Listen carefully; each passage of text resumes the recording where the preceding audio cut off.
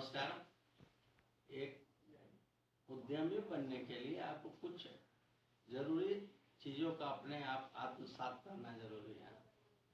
एक सफल उद्यमी वही हो सकता है जो 15 तरह के क्वालिटी अपने अंदर डेवलप करेगा। वो कौन कौन क्वालिटी हो सकते हैं उसके बारे में आज हम लोग बात करेंगे। सबसे पहले तो है स्वप्रेरणा। स्वप्रेरणा क्या होता है, मतलब कि कोई भी काम करने का जो फैसला है वो आपका खुद का होना चाहिए। अगर आपने खुद फैसला लिया है तो उसमें एक प्रकार का डर रहता है। डर किस बात का रहता है कि फेल होने का डर रहता है। लगता है कि अगर जवाबदेही का डर रहता है कि अगर हम फेल हो गए तो हमको जवाब देना होगा। किसको? अपने गार्जियन को, अपने परिवार को, समाज को जवाब देना होगा। और लोग हमें उपहास के पात्र बनाएंगे कि इनसे कुछ नहीं हो सकता है।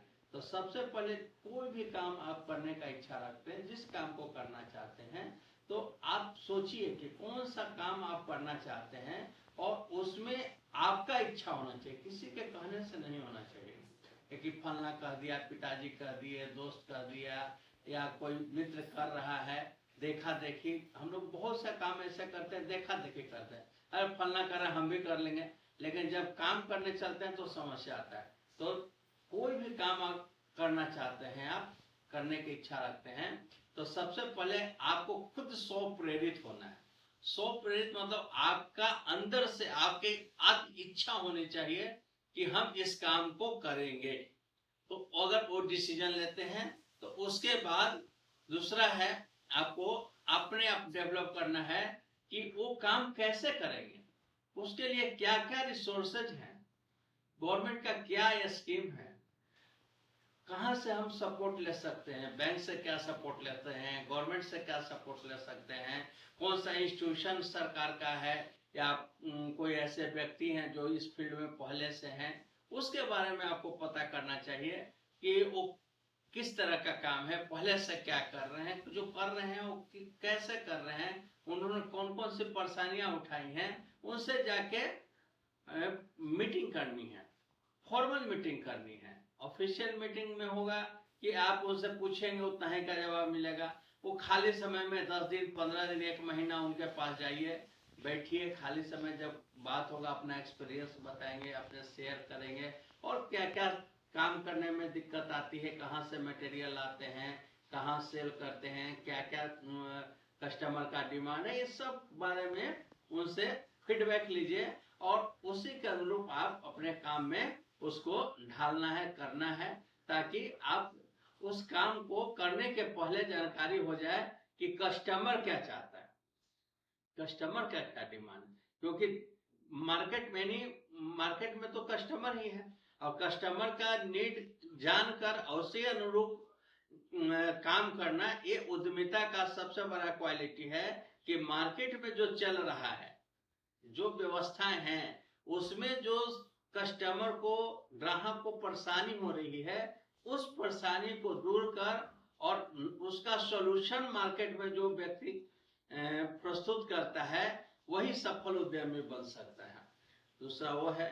तीसरा है कि आपको अपने आप में कमिटमेंट करना है कि जो भी कंसाइनमेंट लेंगे, जो भी आप काम लेंगे, उस काम को आपको अच्छे ढंग से करना है, एनी हाउ एनी कॉस्ट। चाहे समय हमको जो देना पड़े, मेहनत हमको जो करनी पड़े, हमको काम का घंटा उसमें नहीं देखना है। आपको देखना पड़ेगा कि हमने जो कंसाइनमेंट लिया, हमने जो काम को लिया, उस काम को हर हाल में, चाहे परिस्थिति हमारी कितनी भी विपरीत क्यों नहीं हो, हर हाल में हम उस काम को करें और टाइम फ्रेम में करें।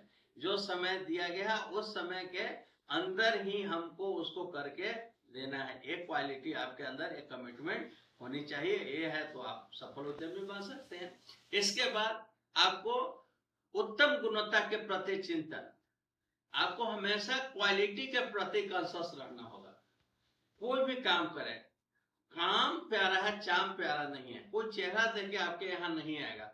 काम का क्वालिटी आपका पहचान बनाएगा। तो आपके अंदर ये विश्वास करना है कि हम प्रॉफिट के लिए नहीं, एक सर्विस देने के लिए, जिससे हम ग्राहक को ज्यादा से ज्यादा संतुष्ट कर सके, जहां ज्यादा से ज्यादा हम उसको उत्तम क्वालिटी का प्रोडक्ट सेल करें, उत्तम क्वालिटी का हम सर्विस दे सकें। इसके लिए अपने अंदर एक कमिटमेंट होनी चाहिए और अपने अंदर वो डेवलप होना चाहिए कि प्रॉफिट का रेशियो भले ही हमारा कम, हम कम से कम प्रॉफिट कमाएं, बट हम सर्विस का क्वालिटी A1 रखेंगे, हम समय का क्वालिटी A1 रखेंगे, हम प्रोडक्ट का क्वालिटी A1 रखेंगे, ताकि हम मार्केट में अगले कंपटीटर से कंपटीशन में A1 रहे। हमारा यही लक्ष्य होना चाहिए, अपने आप में कमिटमेंट होना चाहिए कि हम A1 क्वालिटी का प्रोडक्ट, A1 क्वालिटी का सर्विस, A1 क्वालिटी का टाइम मैनेजमेंट के साथ अपने काम बिजनेस में लगाएंगे, तो आपका बिजनेस सफल हो जाएगा, अच्छे ढंग से कर सकते हैं। इसके अलावा आपके पास व्यवस्थित योजना होनी चाहिए, सिस्टमैटिक प्लानिंग आपको होना चाहिए। बड़े काम को छोटे छोटे छोटे छोटे टुकड़ों में आपको डिवाइड करना है बड़ा, और उसको पर डे पे लाइए। उसको आज पूरे दिन में हमने जो काम किया उसका थोड़ा प्लानिंग कीजिए, शाम में थोड़ा रिव्यू कीजिए, और रिव्यू करने के बाद पुनः उस पे अगले दिन का प्लान करिए कि हमको अगले दिन नेक्स्ट डे क्या करना है। तो आपके पास खाका तैयार है कि हमको क्या करना है, कैसे करना है। तो सिस्टमैटिक प्लानिंग होना चाहिए। उसके बाद समस्याओं का समाधान, जहां काम है वहां समस्या है, आप जान लीजिए, जहां काम है वहां समस्या है, और गांठ मान लीजिए कि समस्याएं रहेंगी। दुनिया में कोई ऐसा काम नहीं है जहां बिना समस्या के होता है, तो समस्याएं हमेशा रहेंगी। तो समस्याओं का समाधान खोजना भी आपका दायित्व है, और समस्या कोई ऐसा समस्या नहीं है जिसका समाधान नहीं है। सफल उद्यमी वही हो सकता है जो समस्याओं का सही समाधान ढूंढ ले और उसको ढूंढकर उसका सॉल्यूशन मार्केट में प्रोवाइड करे। तो आपको एक सफल उद्यमी बनना है तो समस्याओं का समाधान करना होगा और उसका उपाय ढूंढना होगा, और ये आप कर लेते हैं तो आप सफल उद्यमी बन सकते हैं।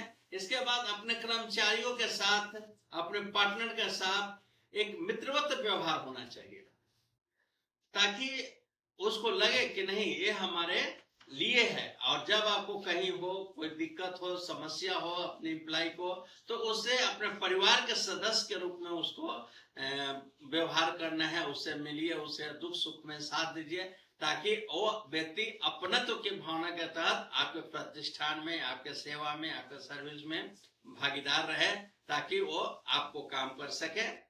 इस तरह आप